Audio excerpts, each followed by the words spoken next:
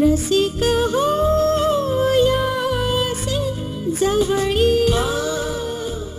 मर्मबंध सखीचे हे जाणून घ्या. रसिक होयासे जवळी व्यासपीठ हे सगळ्यांचे, ज्ञानपीठ हे लहान थोरांचे, घरकुल हे आपल्या हक्कांचे. हातात हात देऊनिया सखीच्या प्रेमास दाद देऊया. सखीस आपुल्या करूया. हॅलो सखे, हॅलो सखे, हॅलो सखे, हॅलो सखे.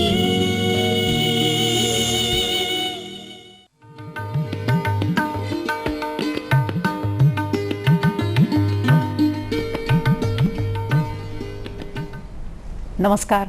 हॅलो सखीच्या आजच्या भागामध्ये तुम्हा सर्वांचं मनपूर्वक स्वागत. आजचा 6 ऑगस्टचा दिवस हा हिरोशिमा दिवस म्हणून आपण पाळतो. देश आणि विदेशाचं अवलोकन करत असताना ही एक फार महत्त्वाची गोष्ट आहे की परदेशी लोकांच्या काही गुण आणि काही गोष्टी अतिशय चांगल्या आहेत की ज्या आपण सदैव अंगी बाळगायचा प्रयत्न करावा असं वाटतं. प्रश्न असा असतो की त्यांचे देशनिष्ठा, देशप्रेम आणि राखेतून सुद्धा फिनिक्स पक्षासारखं उभारी घेऊन उडणं हे आयुष्याच्या दृष्टीने खूप महत्त्वाचं असतं. त्याचा जो एक सकारात्मक भाग असतो तोही खूप महत्त्वाचा असतो. आणि हे करत असतानाच आज आपण ज्या विषयावरती येतोय तो विषय आपला आहे की देश विदेश एक अवलोकन. कसं झालंय की जागतिकीकरणामध्ये आपण सगळेच जण एकमेकांच्या जवळ आलोय. साधारण 32-35 वर्षापूर्वीचा काळ असा होता की ज्या वेळेला परदेशी जाणं ह्याच्यात खूप मोठं काहीतरी समजलं जायचं. आज प्रत्येक घरातला एखादा माणूस तरी परदेशी असतो आणि एखादं कुटुंब निश्चितपणाने परदेशाची वारी करून आलेलं असतं. हा जो एक जागतिकीकरणामुळे झालेला जो एक सकारात्मक बदल आहे हा आपल्याला कसा वाटतो? देश विदेशामध्ये एकंदरीत सिनियर सिटीजन्स किंवा इतरांच्याकडे बघण्याचा दृष्टिकोन कसा असतो हे थोडंसं आपण जाणून घेऊया.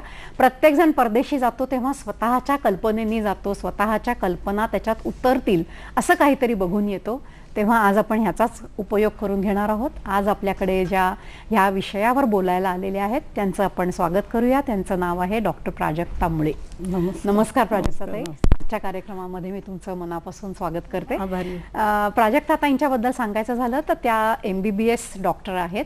त्यांनी रिटायर्ड मेडिकल ऑफिसर म्हणून त्यांची रिटायरमेंट झालेली आहे. त्या देश विदेश म्हणजे UK आणि US मध्ये बराच काळ असतात. वर्षातला काही काळ त्यांचा तिथे जातो. त्यांचं अवलोकन खूप बारीक आहे. त्या स्वतः संगीत विशारद आहेत. आणखीन संगीतात त्यांनी खूप चांगली स्वतःची प्रगती केली आहे. आणि एवढंच नाही तर भारतीय संगीत जे आहे ते देश विदेशात त्या असताना भारतीय संगीताचा असा उत्तम प्रचार त्या तिथे करत असतात. तेव्हा त्यांचं म्हणणं या US आणि UK बद्दल नेमकं काय आहे, त्यांचा दृष्टिकोन म्हणजे परदेशांचा दृष्टिकोन भारताकडे बघण्याचा कसा आहे, भारतीय लोकांकडे बघण्याचा कसा आहे याच्यावरच आपण आज चर्चा करूया. त्यांचे अनुभव आपण ऐकूया आणि अनुभव ऐकत असतानाच आपणही आपलं आयुष्य समृद्ध करत जाऊया. तेव्हा तुमच्या मनातले अनेक प्रश्न आणि प्राजक्ता मुळे ते असे आहेत. 022 अर्थातच मुंबईच्या बाहेरच्या प्रेक्षकांच्यासाठी हा STD कोड आहे. 24908050 आणि 24988050. प्राजक्ताताई, आत्ताच मी म्हटलं की आपण जागतिकीकरणामध्ये सगळेजण एकत्र आलो.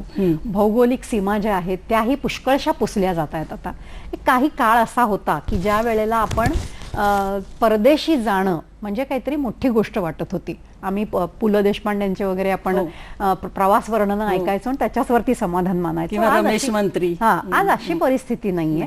आज परिस्थिती खूप बदललेली आहे. तर ह्या बदलत्या परिस्थितीचा एक आढावा घ्यायचा म्हटला, सिंहावलोकन करायचं म्हटलं, अवलोकन करत असताना आपण सेवावलोकन पण करतो.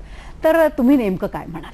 मी असं म्हणेन की 35-40 वर्षापूर्वी नक्कीच वाटत होतं की अमेरिका आणि इंग्लंड ह्या स्पेशली ह्या ठिकाणी जायचं म्हणजे एक स्टेटस सिम्बॉल किंवा प्रेस्टिज इश्यू असायचा. अरे जाणारे म्हणजे ग्रेट आहेत लोक किंवा नशीबवान आहे असं वाटायचं.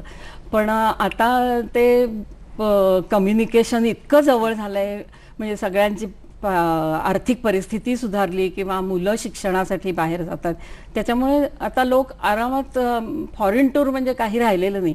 परंतु प्रश्न असा आहे की त्यावेळेस असं वाटायचं की ते ग्रेट आणि आपण, किंवा ते मोठे आणि आपण तुच्छ, असं आहे का काही. तर हे मला तिथे जेव्हा मी राहिले 6 महिने राहते, आणि जवळपास 11 महिने म्हटला तरी हरकत नाही, कारण UK मध्ये एक माझा मुलगा आणि US मध्ये एक मुलगा आहे, त्याच्यामुळे माझे 11 महिने जवळपास तिकडे जातातच. आणि नोव्हेंबर महिन्यामध्ये मी पेन्शन तेवढी साईन करायला येते, कारण गव्हर्नमेंट मेडिकल ऑफिसर होते म्हणून. तर अशा दृष्टीने आता त्यांचं जर आपण ते जर अवलोकन करायचं बघितलं, तर आता मी जवळून बघितल्यामुळे मला खूप असं जाणवलं की खरोखरच त्यांच्याकडून आपण बऱ्याचशा गोष्टी घेण्यासारख्या आहेत, आणि आपल्याही त्या लोकांना जितक्या आवडतात किंवा देण्यासारख्या आहेत. तर ही आयात निर्यात या विचारांची सुद्धा मला असं वाटतं की ही फारच महत्त्वाची आहे. तर याच्यामध्ये मला असं अवलोकन करताना पहिल्यांदा त्यांची शिस्त, स्वच्छता हे तर सगळ्यांनाच जगजाहीर आहे असं मी म्हणते, पण नियमांचं काटेकोर पालन, कायद्याची अंमलबजावणी किंवा ॲप्रिशिएशन, फाईन मॅनर्स, या खूप गोष्टी आपण त्यांच्याकडून शिकण्यासारख्या आहेत, आणि त्या मला खूप जाणवल्या की ज्या आपण तिथे कमी पडतो.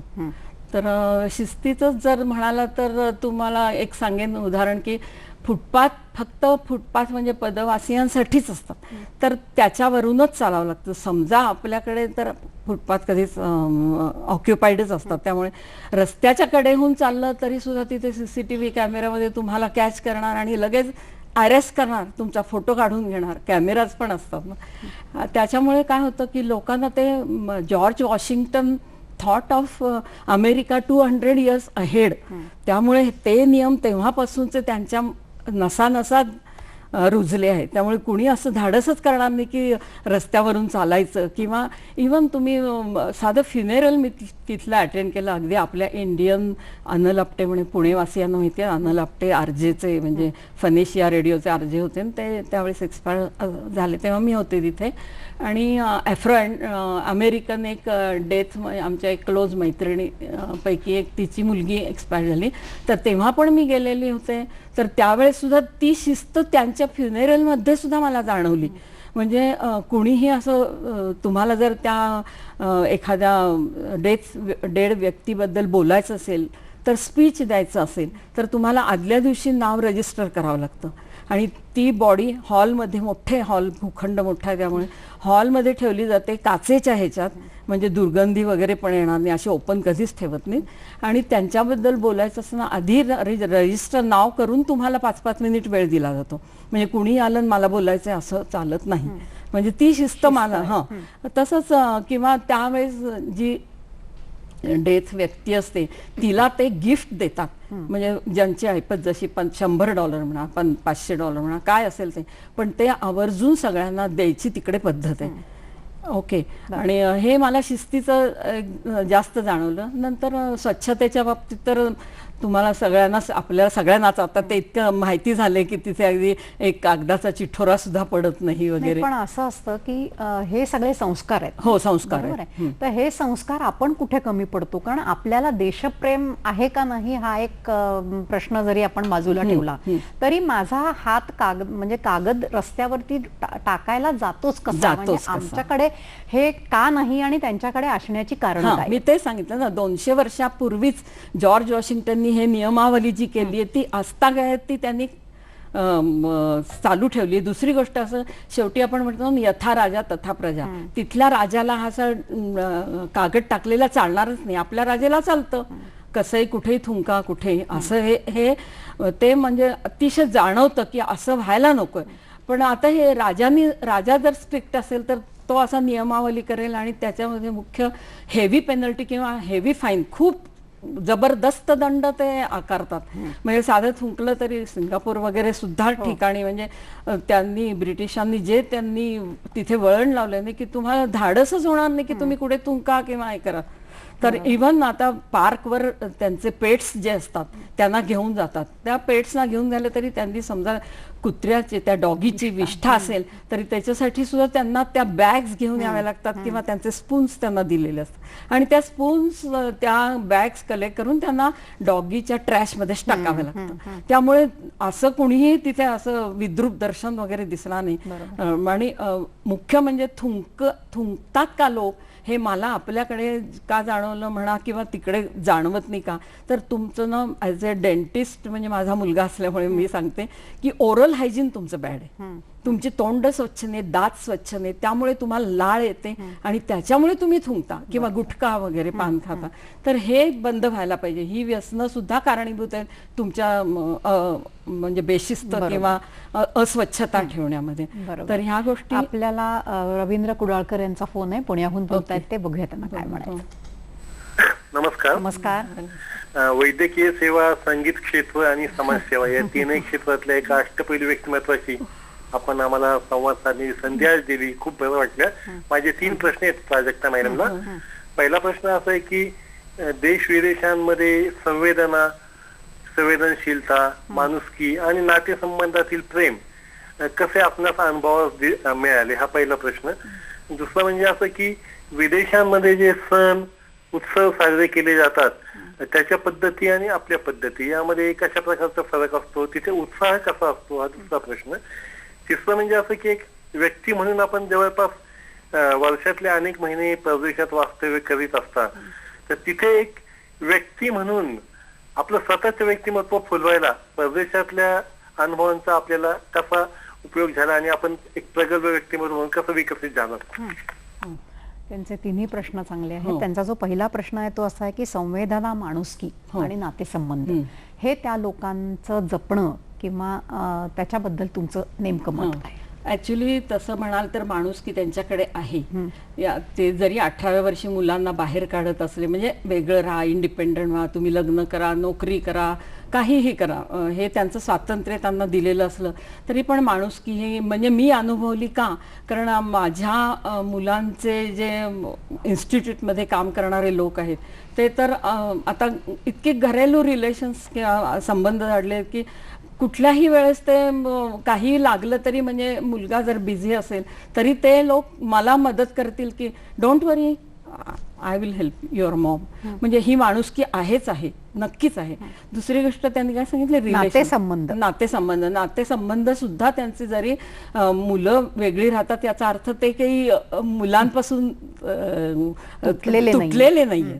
ते अतिशय म्हणजे त्यांना ग्रँड सन्स वगैरे आवडतात, पण त्यांचं कल्चर आहे ना ते काय त्या आपल्यासारखं नसल्यामुळे त्यांना दाखवता येत नाही आपल्यासारखं की आपल्याकडे जसे आजी आजोबा कडेवर नातवंडांना घेऊन फिरायला जातील, तर पेट्सना घेऊन जातील, पण आजी आजोबा कधी मी अशी पाहिले नाही की ते कडेवर घेऊन फिरायला घेऊन जातील वगैरे. संवेदना म्हणजे संवेदनाक्षम आहे संवेदना, पण थोडी बोथट का वाटते, कारण आपली संस्कृतीच जिव्हाळा, प्रेम याच्यावर, एकत्र कुटुंब पद्धती किंवा संस्कार आपले महान आहेत आणि त्याच्यात आपण श्रीमंत आहोत, हे मी अगदी 100% सांगते. बरं, त्यांचा जो दुसरा प्रश्न होता तो सण आणि उत्सवांच्या बाबतीत होता की त्यांचे सण आणि उत्सव कसे असतात. आता आपले सण तर तिथे आता इतक्या 35-1 वर्षामध्ये तर खूपच आता आपले प्रसिद्ध व्हायला लागले, पण त्यांचे सण म्हणजे काय, एकतर ख्रिसमस हा मोठा, दुसरी गोष्ट असं की हे जे डेज असतात ना, Mother's Day, Father's Day, Friendship Day, Valentine days, नंतर त्यांचा जो स्वातंत्र्य दिन असतो तो, नंतर लेबर डे, हेच त्यांचे सण जास्त ते सेलिब्रेट, आणि त्यांना त्या तिथीशी काही मतलब नसतो. म्हणजे जे सॅटर्डे संडेला जोडून जो दिवस येईल तोच त्यांना मे मधला पहिला संडे कुठला, म्हणजे आता 4 जुलै हा अमेरिकेचा वास्तविक स्वातंत्र्य दिन, पण तो 4 जुलै मध्ये बुधवारी आला तरी दे विल सेलिब्रेट जो सॅटर्डे संडेला जोडून आहे.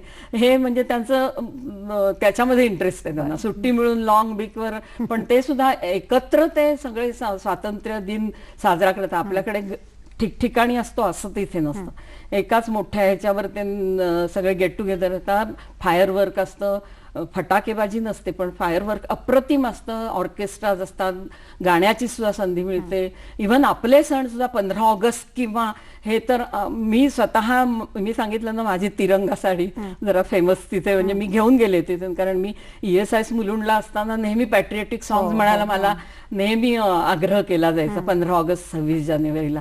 त्यामुळे मग मी तिथे गेल्यानंतर 10,000 लोक जवळपास डॅलसमधले म्हणजे टेक्सासमधले तिथे स्वातंत्र्य दिन साजरा करायला यायचे आणि मोठी परेड वगैरे व्हायची, मुलांची परेड व्हायची आणि मोठे तिरंगा झेंडे. आणि तिथे वैशिष्ट्य म्हणजे सगळ्यांना ना गिफ्ट देतात दरवर्षी. एक दिवशी तिरंगा छत्री दिली, एक दिवशी झेंडे दिले, एक दिवस बॅग्स दिल्या.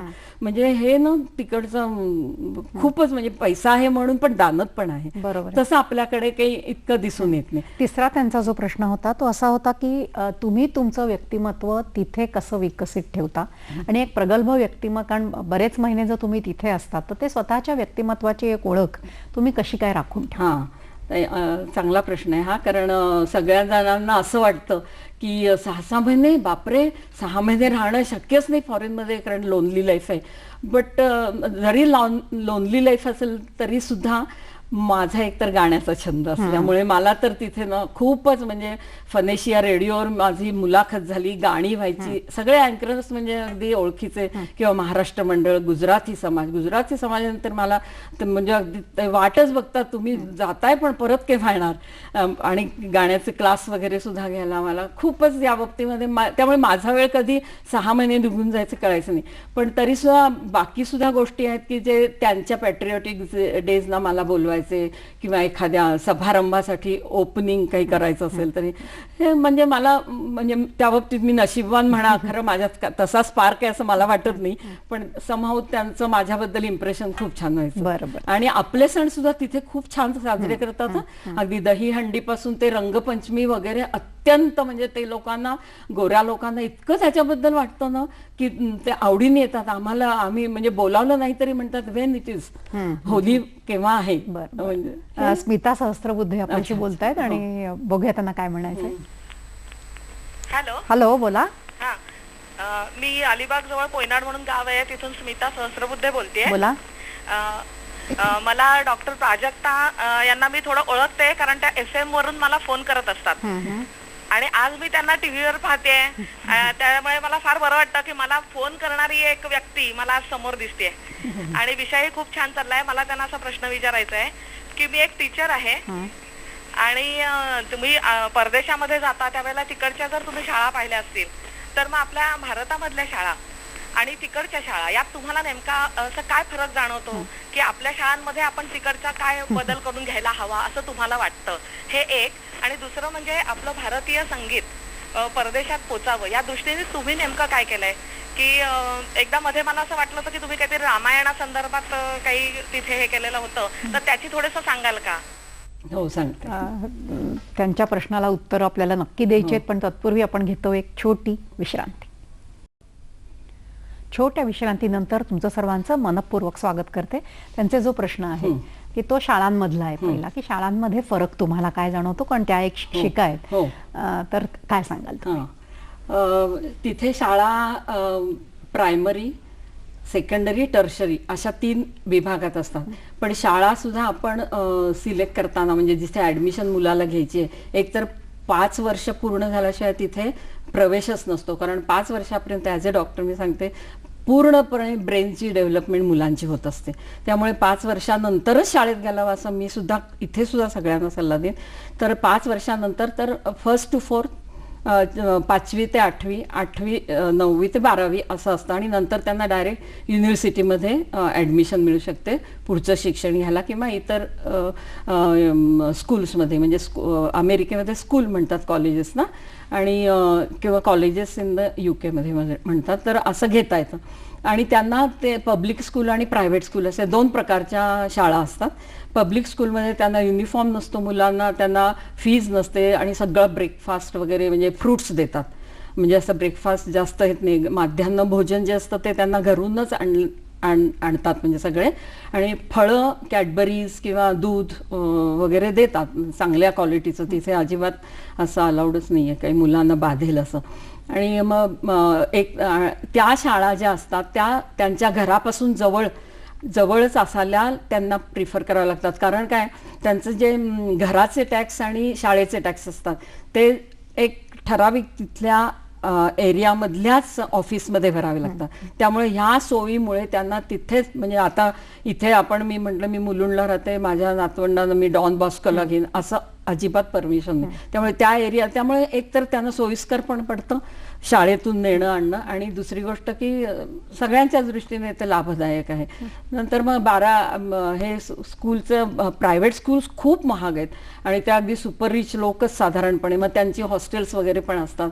आणि त्या सुपर रिच स्कूल म्हणजे अगदी राणीची नातवंड वगैरे असं म्हणाला, श्रीमंत लोकांसाठी श्रीमंत लोक, अतिशय महाग आहे. स्कूल सुद्धा इतकी काही नाही महाग वाईट नाही वाईट तर शिक्षणाला नक्कीच चांगले. त्यांच्यामध्ये स्पोर्ट्स असतात किंवा इतर करिक्युलर ऍक्टिव्हिटी. एकंदरीत व्यक्तिमत्वाचा विकास कसा होईल हा त्यांच्याकडे चांगल्या पद्धतीने बघितला जातो. शिक्षण पद्धतीमध्ये खूप फरक आहे. तर त्यांचा जो दुसरा प्रश्न होता तो असा होता की तुम्ही संगीताच्या मध्ये आहात, तर भारतीय संगीत हे तुम्ही तिकडे कसं नेण्याचा प्रयत्न केलात आणि तो प्रयत्न कसा होता? तर काय झालं, एकदा रेडिओवर मी अशी ऐकत होते, बरेच जण अशी फरमाईश वगैरे करायचे किंवा काही तिथल्या लोकल लेडीज असं मैं गाऊ क्या असं, कारण तिथे फनेशियर जो रेडिओ आहे टेक्सास स्पेशल डॅलसमध्ये, आता कॅलिफोर्नियामध्ये पण आलेला आहे, तर तिथे AM/FM चॅनेल हिंदी गाण्यांचे सॉंग्स.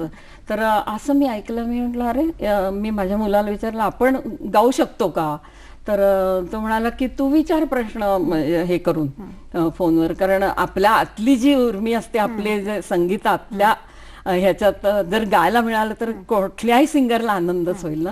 त्यामुळे मी असा फोन केला, म्हटलं मी गाऊ शकते का? हो जरूर गाऊ शकते. मग मला गायला एकदा चान्स दिला. मी एक गाणं म्हटल्यानंतर त्यांना ते इतकं आवडलं की रेखा म्हणून जी गजरिया अँकर होती ती म्हणाली आता डॉक्टर प्राजक्ता मुझे आपकी मुलाखत लेनी पडेल. तर मुलाखत पण घेतली आणि गाण्यावर अगदी हे केलं.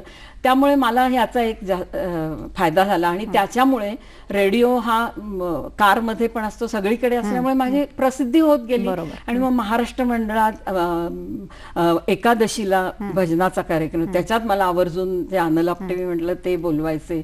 नंतर गुजराती समाजाने पण मला खूपच रिस्पॉन्स दिला, म्हणजे खास माझा कार्यक्रम. थोडक्यात तुम्ही तिथपर्यंत भारतीय आणि त्यांना आणि त्या आपल्या गुजराती समाजात सुद्धा किंवा महाराष्ट्र मंडळात सुद्धा तिथले लोकल गोरे लोक सुद्धा यायचे. मुख्य मला ते सांगायचं, आपले लोक तर रिस्पॉन्स देणारच हो, पण त्यांना काही भाषा कळायची नाही किंवा आपले मराठी हिंदी कसलं कळतं त्यांना, गेयता जी असते. मी असं म्हणायचे की तुम्ही नुसतं फील करा. कारण UK मध्ये सुद्धा मी गेले होते तेव्हा असंच त्यांना काय कळणार हो, त्यांचे सगळे बॉब डिलन, जॉनी कॅश असल्या यांचं त्यांचाही सुवर्ण काळ होता, पण त्यांना ते मी म्हटलं की तुम्ही इंडियन म्युझिक, त्यांना म्हणजे त्यांनी मला रिक्वेस्ट केली आम्हाला ते ऐकायचंय. त्यांनी जेव्हा ही उत्सुकता दाखवली, मी गाणं म्हटल्यानंतर मग हे गाणं ह्या रागावर बेस आहे, तर किंवा वंदे मातरम म्हटलं लताजींचं, तर ते आमचं पॅट्रियोटिक सॉन्ग आहे, खूप आमची मोठी लिजंड आहे वगैरे. तर ते ऐकल्यानंतर मी म्हटलं तुम्हाला यातले अर्थ करणार, मी त्यांना अर्थ सांगायची, पण तरी सुद्धा अर्थ नाही कळला तरी म्हटलं तुम्ही फील करा. तर त्यांना ते इतकं आवडायचं की नंतर ते पिनड्रॉप सायलेन्सनी ऐकून अगदी स्टँडिंग ओव्हेशन वगैरे वगैरे सुद्धा मला मिळाले. बरोबर. पुढचा आपला फोन आहे, कांचन शेठ आपल्याशी बोलतायत, त्या महाडहून बोलतायत. बघूया काय म्हणायचं. हॅलो. हा नमस्कार. नमस्कार, बोला. हा खूप छान चाललाय कार्यक्रम, चर्चा पण एकदम इंटरेस्टेड आहे. पण मला असं विचारायचंय की जर आपल्याला हे करायचं असेल की म्हणजे इथे आपण कामाला माणसं ठेवतो ना, तर तसं तिथं कामाला कमी मिळतात, असं घर कामाला, म्हणजे माझा उद्देश घर कामाबद्दल आहे.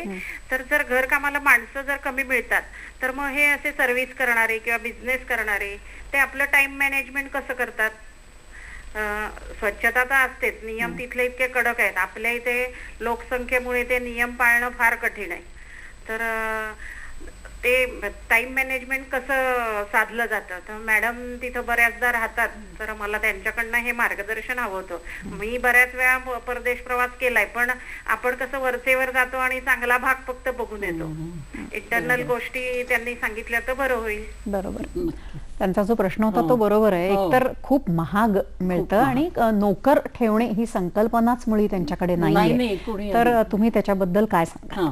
तर तिथे म्हणजे अगदी सुपर रिच असले तरी सुद्धा खूपच कमी, कारण तिथे जेव्हा स्वातंत्र्य मिळालं अमेरिकेला, त्यामुळे पूर्वी कसं आफ्रिकन लोकांना ते स्लेव्ज म्हणून हे गुलाम म्हणून, त्यामुळे ते तेव्हा नोकर चाकर त्या काळात मिळायचे. पण आता जेव्हा अब्राहम लिंकननी त्यांना स्वातंत्र्य दिलं तेव्हापासून हे लोक अजिबात त्या बाबतीत हे होत नाही. फक्त मदत करणारे असतील तर मेक्सिकन येतात किंवा ते आपले रोडवरचे स्वच्छ करणं वगैरे करतात, आणि त्यामुळे त्यांना मेक्सिकन लोकांना सुद्धा काही आता लोक अपोज करायला की तुम्ही तुमच्या देशात परत जा.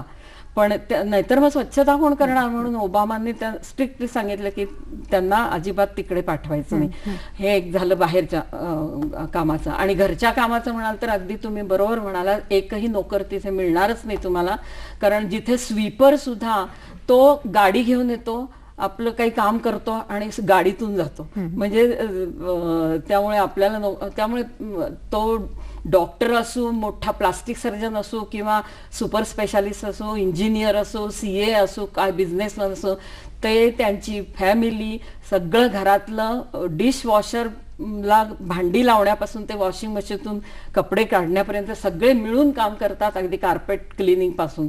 त्यामुळे तिथे नोकर चाकरांवर अवलंबून नाही, मिळतच नाही. त्यामुळे ही सवय जर ज्यांना इथे असेल तर त्यांना तिथे अवघड पडणार नाही. ओके. दुसरी गोष्ट असं की हे नोकर चाकरांना अफोर्ड करणं तर आपल्या ताकदीबाहेर आहे. तिसरी गोष्ट असं की ते नोकर चाकर म्हणून त्यांना असं इल्ट्रीट कधी करत नाहीत. म्हणजे जरी पूर्वीचे जरी वागणूक चांगली देतात, पण तरी देखील माणुसकी, मगाशी जो प्रश्न होता नाहीये कुडाळकरांचा, माणुसकी ही सगळीकडे आहेच. बरोबर.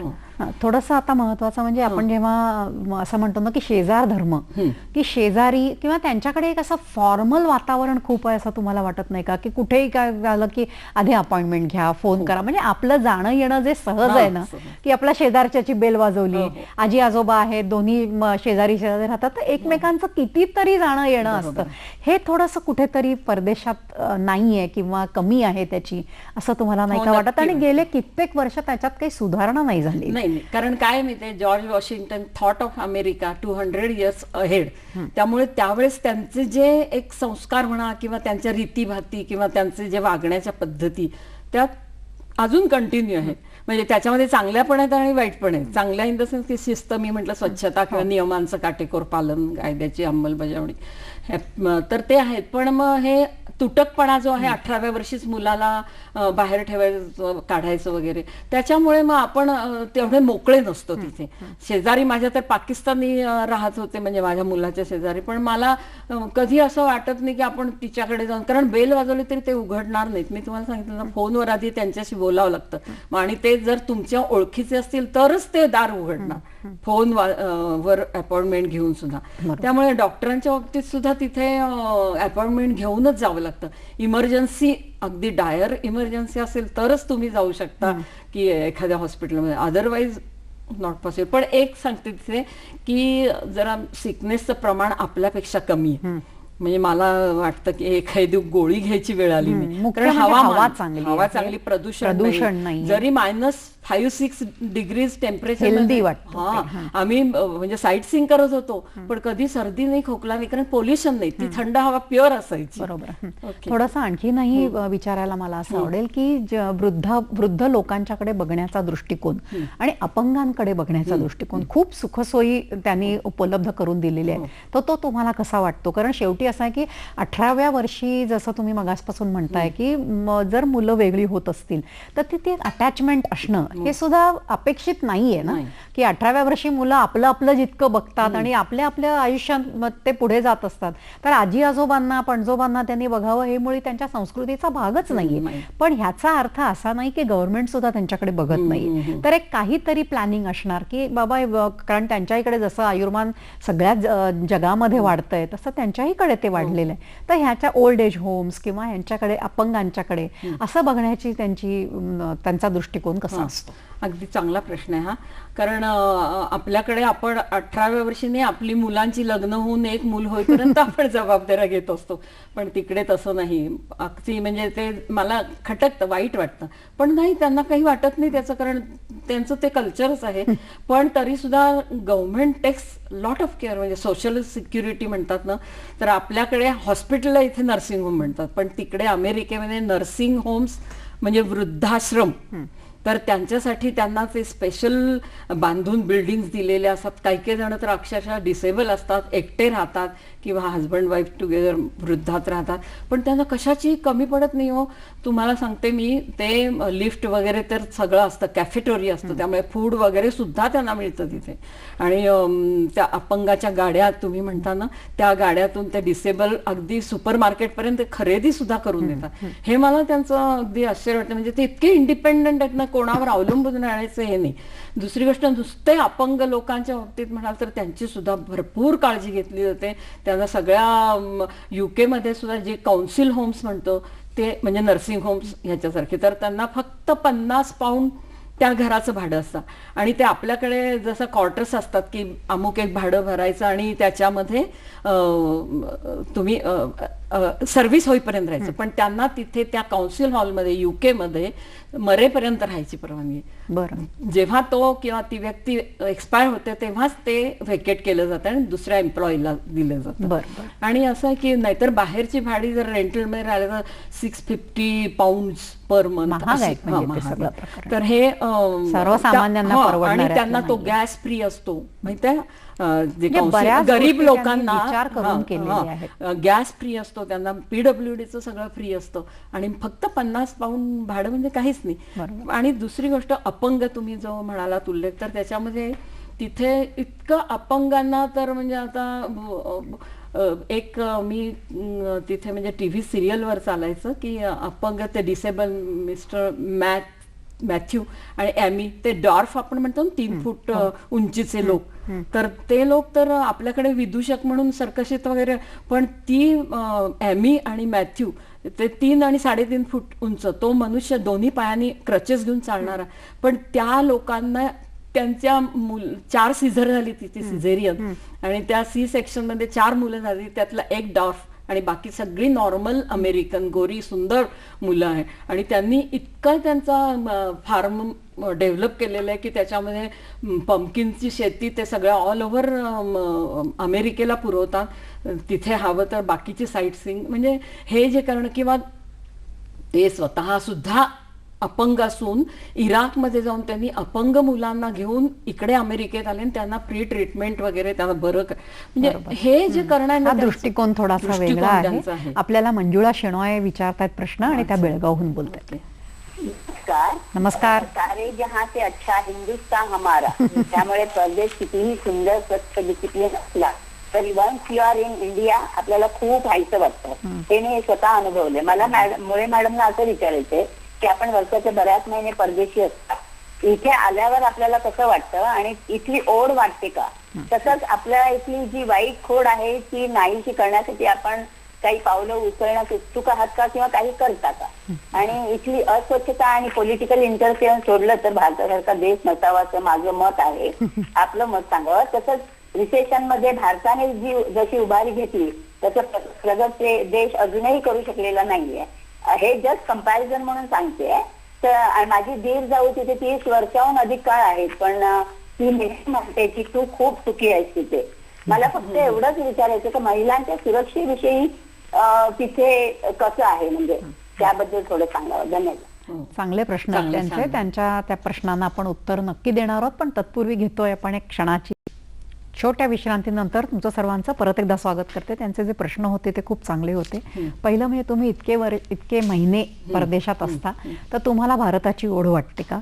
आता जे रिसेशनला जे त्यांना तोंड द्यावं लागतंय तर त्याच्याबद्दल तुमचं नेमकी ऑब्झर्वेशन्स कशी आहेत? आणखीन महिलांचं संरक्षण ही एक परदेशातली आणि आपली अशी जर आपण कंपॅरिझन म्हणून तुलना नाही, पण तिथे तो एक प्रकार कसा हाताळला जातो? अच्छा, पहिला गोष्ट त्यांना हे सांगायचंय की 6-6 महिने मी तिथे राहिले तरी मला सुद्धा माझ्या मातृभूमीची नक्कीच ओढ आहे.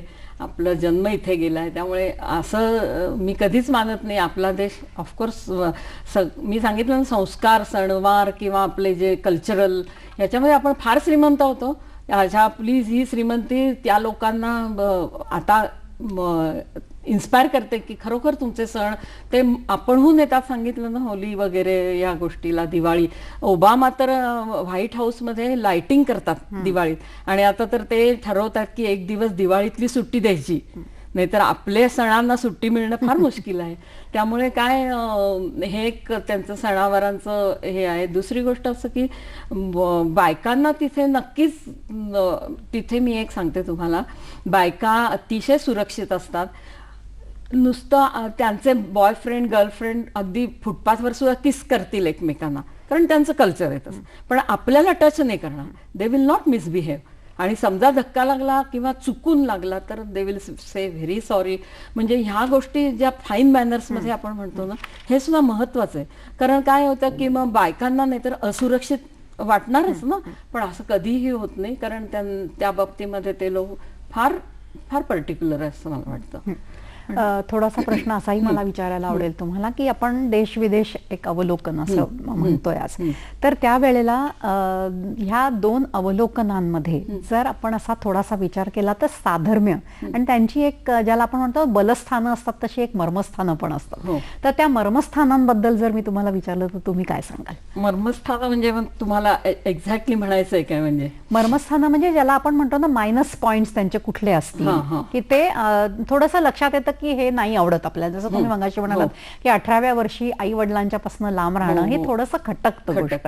तर असे आणखीन काही खटकतात आणि आपल्याकडे ते नाही आहेत, म्हणून आपल्याला खूप त्याची आठवण होते. असे काही मुद्दे आहेत? तसे मुद्दे म्हणजे फारसे नाही आहेत, पण बाकी म्हणजे त्यांना ही स्वच्छता हे ह्याबद्दल त्यांना नक्कीच जाणवतं की, किंवा मॅनरलेस साधा धक्का लागला तरी कोणी काही वेळेस आपले लोक असे म्हणणार पण नाहीत, किंवा ते म्हणतील की अरे मी हॅलो म्हणतोय, गुड मॉर्निंग म्हणतोय, स्माईल देतोय, पण तुम्ही देत नाहीये. म्हणजे हे त्यांना आपल्याबद्दल वाटतं असं की तुम्ही हे असं, ह्या गोष्टी आपण शिकाव्यात असं मला एक वाटतं. की तर त्यांचे निगेटिव्ह पॉइंट्स म्हणाला तर तसं फारसे मला असेच जाणवले, पण ते की न्यूसन्स होणार नाहीत कोणाला. पण आपल्याला असं वाटतं की ते आलूफ का राहतात, मग का नाही ते आपल्या मुलांना सांभाळत, किंवा मुलं का नाही त्यांना सांभाळत, किंवा हे आजोबा आजी कडेवर घेऊन का नाही नातवंडांना घेऊन जा. मग हे त्यांचं निगेटिव्ह पॉइंट्सच मी म्हणेन, नाही का? कारण पेट्सना घेऊन तुम्ही जाऊ शकता. पेट्स म्हणजे त्यांचे जीव की प्राण, एक मानसिकता आहे मला वाटतं, आणि ती वर्षानुवर्ष त्या मानसिकतेच्या मधून बाहेर पडणं म्हणजे खरोखर ज्या दिवशी त्यांना स्वतःला ते फील होईल त्याच वेळेला त्याच्यातलं काहीतरी घडू शकतं. पण एक सांगितलं ना मी तुम्हाला, आपण सतत जाऊन त्यांचा डिव्होर्स रेट कमी आलाय हे तुम्हाला सांगायचं मला, आणि आपल्याकडे वाढतोय, म्हणजे दुर्दैवाची गोष्ट आहे. अक्षरशः म्हणजे आपले एकत्र राहणं किंवा इतके सांभाळणं, व्यवस्थित काळजी घेणं, एक असा कल्पना करा. अतिशय मला फार बरं वाटलं की त्यांच्यामध्ये जर आपल्याकडून काही घेण्यासारखं असेल तर फारच चांगलं आहे ना. बरोबर, नाही का? इव्हन तुम्हाला सांगते, ओबामा प्रेसिडेंटना आपल्या इकडच्या कुणीतरी डेलिगेटनी एक हनुमानाची मूर्ती दिली, तर ते खिशात ठेवतात रोज. म्हणजे हे मला फार बरं वाटलं ऐकून सुद्धा. आणि हे मला, म्हणजे मी काही स्वतः ओबामांना भेटले नाहीये, पण जे डेमोक्रॅटिक पक्षाचे डॅलसमध्ये होते, जे आमच्या खूप ओळखीचे, कारण नेहमी जात असल्यामुळे ते परिचयाचे लोक झाले, तर त्यांनी सांगितलं की आपल्या देवाधर्माचं त्यांना वगैरे खूप अप्रूप आहे. बरं, थोडंसं मला असंही विचारायला आवडेल की आपण एक कल्पना करूया की एक अमेरिकेचा मोठा राष्ट्राध्यक्ष जर आपल्याकडे आले आणि ही प्रचंड लोकसंख्या आणि आपल्या पद्धतीची लोकशाही, तर त्यांची रिॲक्शन काय असेल? त्यांची रिॲक्शन म्हणजे त्यांना देर इज अ लाईफ. जेव्हा लार्ज स्केलमध्ये तिकडे लोनली, म्हणजे रस्त्यावर फिरायला जाताना सुद्धा हार्डली मोजके लोकच दिसतील, पण इथे बघून ते there is a life in India असं कोणीही म्हणेल. म्हणजे प्रत्यक्ष राष्ट्राध्यक्षच नाही, सगळेजण येणारे म्हणतील की there is a life in India. फक्त काय इथे ना जरा एक व्यवस्था चांगली व्हायचा, शिस्तीची किंवा स्वच्छतेची. हे जर झालं ना खरोखर, आणि मी तर म्हणेन की आपला भारत नक्कीच महासत्ता होईल, पण काय आहे तिथे ना कॉमन मॅन कधी सफर होत नाही. आता आपल्या डे टू डे लाईफमध्ये आपल्याला किती मिनिमम अपेक्षा असतात, आपलं लोड शेडिंग नको किंवा वॉटर शॉर्टेज नको किंवा जे नीड्स आहेत त्या आपल्या वेळेवर मिळायला पाहिजे किंवा संप त्याच्यासाठी करायला नको, मोर्चा नको किंवा पेन्शन म्हणा, प्रत्येक गोष्टीमध्ये आपल्याला इथे स्ट्रगल करावं लागतं. त्यामुळे इथे इरिटेशन खूप होतं. तसं तिथे होत नाही, कारण कॉमन मॅन पर्यंत ह्या झळा पोहोचत नाही. त्यामुळे त्यांना हे जाणवतं की इथले लोक चांगले आहेत किंवा या लोकांना खूप प्रेम आहे, हे आहे. पण ह्या बाकीच्या गोष्टी बघितल्यानंतर वाटतं की only God will save them. Madhavi Joshi आपल्याशी बोलतायत, अच्छा. ठाण्याहून बोलतायत.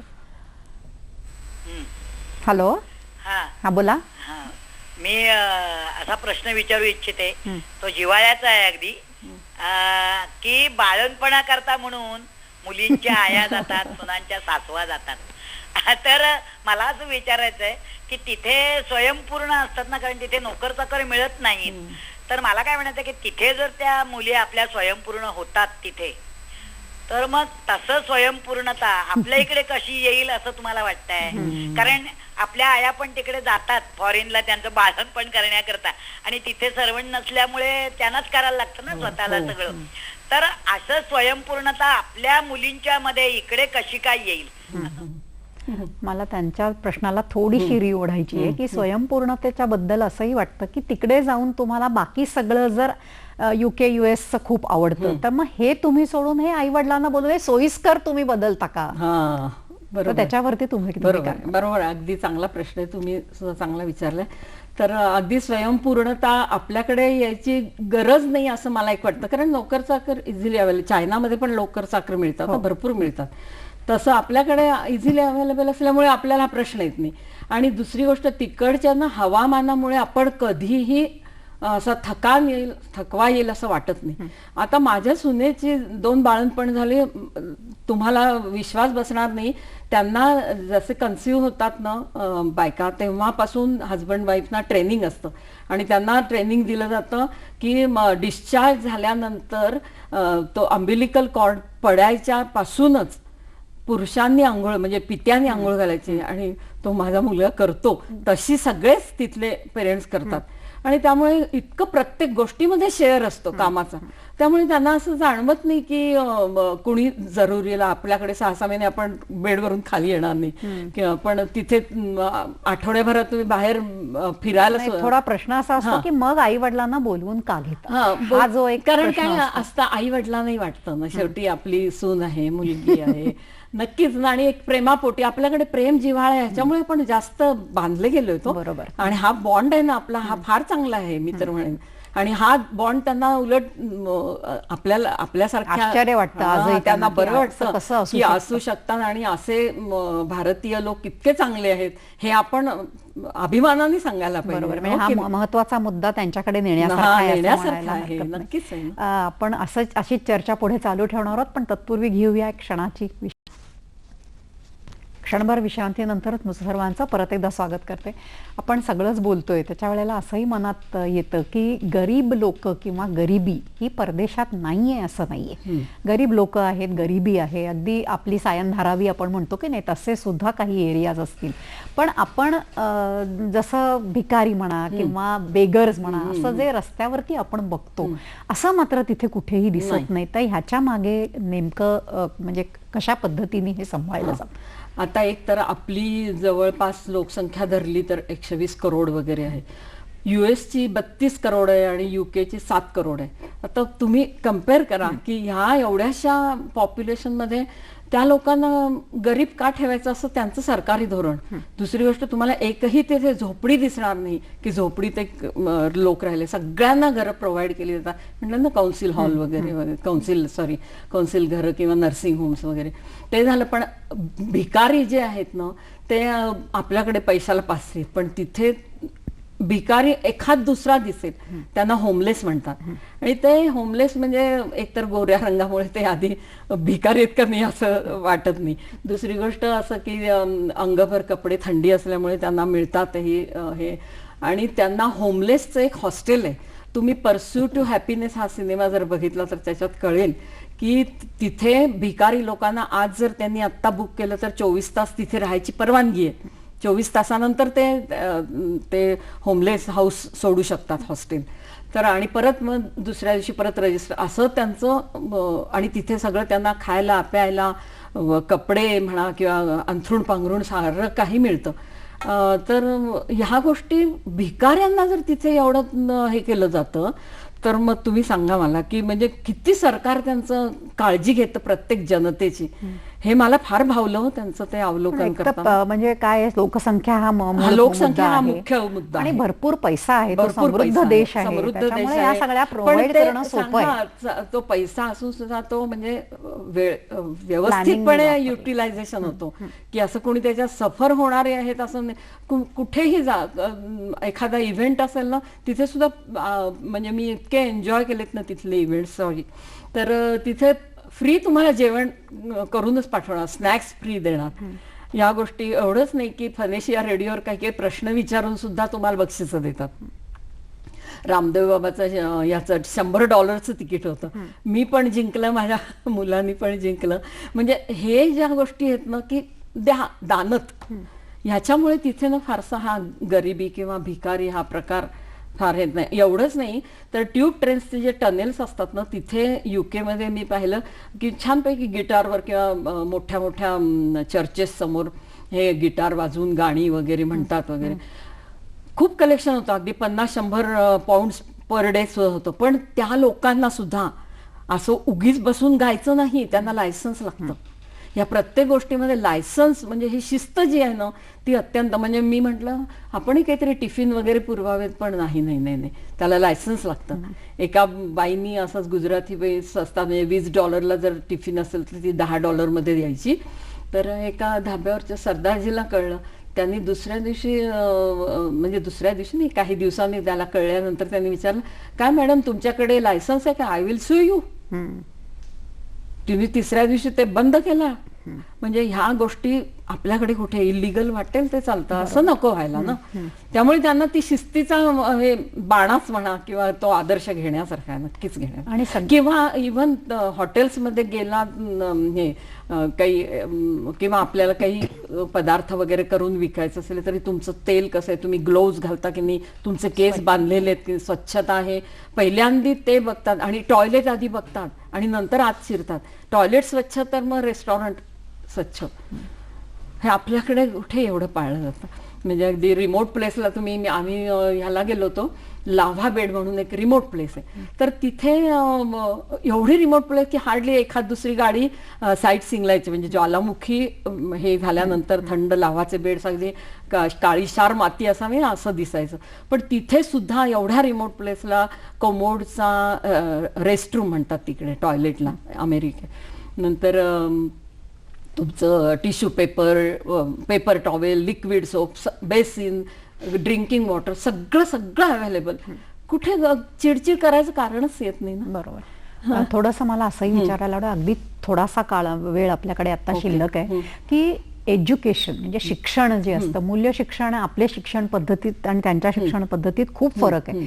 पण शिकणारी मुलं जी आहेत त्यांची संख्या म्हणजे हायली एज्युकेटेड तरी एक आहेत, पण असं मिडवे असं आपण म्हणतो ना त्याला, असं शिक्षणाची खूप ओढ त्या मुलांना नाहीये. हे कशामुळे असेल? कशामुळे म्हणजे ते समृद्ध देश आहेत. दुसरी गोष्ट असं की आता समजा कुणी BA धरून चला, मध्यम वर्गातला BA झाला किंवा BCom म्हणा किंवा BSc, तर त्याला नंतर जॉब नाही मिळाला तर लगेच त्यांना सरकार बेकार भत्ता देतो. आठवड्याचे $400 किंवा 300 पाऊंड वगैरे असं. त्यामुळे ह्या मुलांचं काही अडत नाही, वडिलांच्यावर वगैरे अवलंबून राहते, म्हणून त्यांना ती एक ओढ नाही. पण जे खरोखरच जिनियस असतात शिकणारे, मी म्हणजे शेरेटॉन 7 स्टार हॉटेलमध्ये आमची मेडिकल कॉन्फरन्स मी अटेंड केली.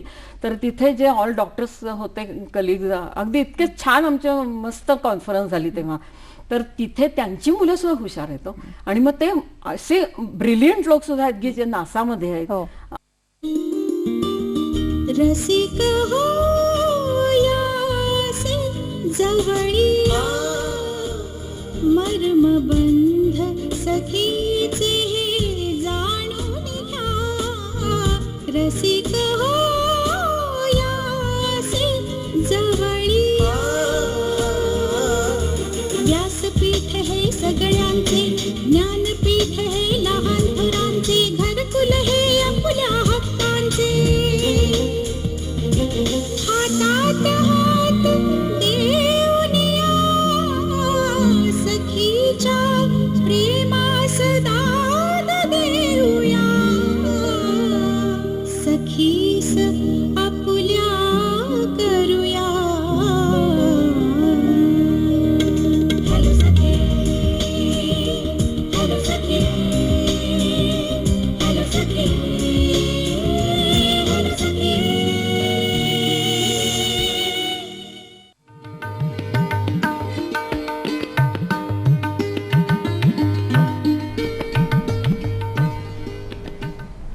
नमस्कार.